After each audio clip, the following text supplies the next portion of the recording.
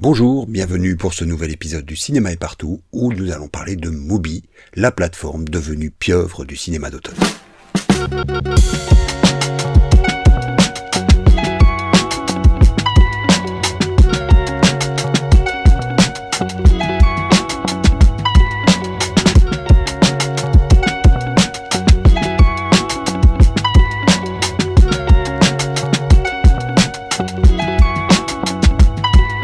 Il y a un peu moins de 2 ans, je terminais ma chronique sur la plateforme Mubi par ces mots. L'entreprise explore une voie qu'il sera passionnant de suivre. Au sortir du dernier festival de Cannes, cette voie a pris un tournant assez clair. Mubi est arrivée conquérante à Cannes, ajoutant quelques-uns des films les plus courus de cette édition à son catalogue. Bien sûr, le fait qu'elle soit arrivée les poches bien remplies a été déterminant pour qu'elle remporte quelques guerres d'enchères dont les marchés du film ont le secret. Mais ce n'est évidemment pas l'unique raison qui a fait de Mubi le Talk of the Town cannois. Mubi n'est d'ailleurs que le dernier chouchou en date de l'industrie du cinéma d'auteur. Les plus anciens se souviendront de CB 2000, la société de production de Martin Bouygues, qui, dans les années 90, a produit des films emblématiques de David Lynch, Pedro Almodovar ou Emir Kusturica.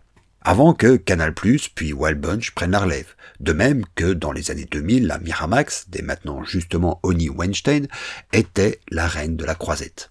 Et il y a quelques mois à peine, tout le monde ne jurait que par A24 ou Annapurna. Aujourd'hui, c'est donc le tour de Mubi. À l'entame du festival, le magazine Variety a consacré sa couverture et un long article à la société et son fondateur, Efe Tchakarel, retraçant par la même occasion le décollage de l'entreprise suite à la crise du Covid. Décollage culminant l'année dernière par l'acquisition du pourtant très surfait The Substance qui a excité un petit monde cinéphile n'ayant manifestement rien vu du cinéma bis des années 70 et 80. Mais Tchakarel, pourtant lui aussi issu du milieu de la finance et tout aussi friand de récits fondateurs que ses alter-ego de la Silicon Valley, est pourtant loin du Wonder Boy gonflé à l'hélium qu'on nous sert maintenant depuis des années. Il se distingue par une humilité, une patience et un amour sincère du cinéma. Car Mubi n'est pas la petite start-up gavée au seed financing qui est venue dépenser ses étrennes à Cannes. C'est une entreprise qui a été créée il y a 20 ans, qui a risqué plusieurs fois la banqueroute avant de trouver un modèle économique viable au bout de 10 ans d'existence. Et qui, une fois lancée, a encore mis 5 ans à se déployer, étape par étape. Il est ainsi bon de le rappeler, avant de s'appeler Mubi et d'être le streamer qu'on connaît aujourd'hui, l'entreprise s'appelait The Authors et tenait plus du réseau social pour cinéphiles. Et c'est cette niche qu'elle n'a cessé de creuser, internationalement.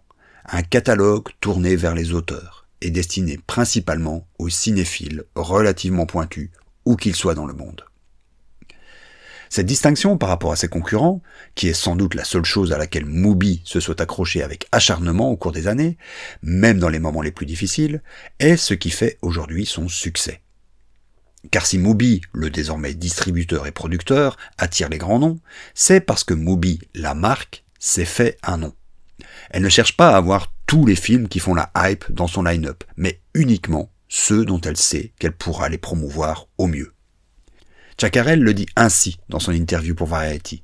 Leur sélection est dirigée à l'instinct, et les données que leur fournit la plateforme ne servent qu'à les informer, pas l'inverse. Et cela, évidemment, ça n'a pas de prix dans le petit monde du cinéma d'auteur. Tous les cinéastes, avec un peu d'ego, veulent que leur film soit dans les meilleures mains possibles, que leur film soit chouchouté, cajolé, mis en avant comme une pièce de haute couture. C'est comme cela que Mubi fidélise les auteurs et attire les nouveaux venus, pas seulement avec sa force de frappe. Justement, quelle est-elle cette force de frappe ? Parce que si Mubi n'était qu'une plateforme de films d'auteur, rien n'en ferait ce qu'elle est aujourd'hui sur le petit marché du cinéma. On l'a dit lors de la chronique précédente, Mubi n'a aucun désir de disrupter le monde du cinéma, comme ses petits camarades. Elle veut s'insérer dans le circuit du cinéma, rouage par rouage. Et ces rouages aujourd'hui deviennent nombreux.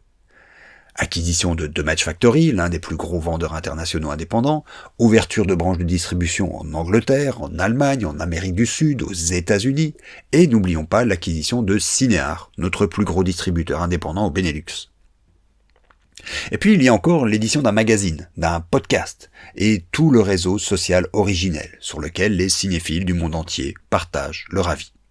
Et la prochaine étape est déjà à l'agenda, avec l'acquisition et la construction de salles de cinéma à travers le monde.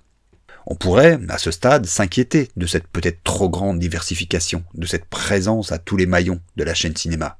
Mais il faut bien reconnaître qu'elle se fait toujours avec la même prudence, la même parcimonie, la même volonté de ne rien renverser, mais de s'insérer, discrètement d'abord, dans des endroits où l'entreprise peut avoir un rôle significatif.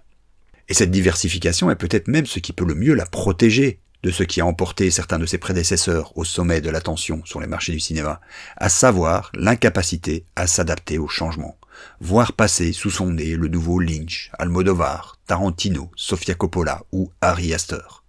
En étant présent à tous les échelons de l'industrie, ce risque de perdre son flair est un tant soit peu mitigé. Reste à voir où mènera la calme ambition de Mubi dans les années à venir. À la prochaine fois.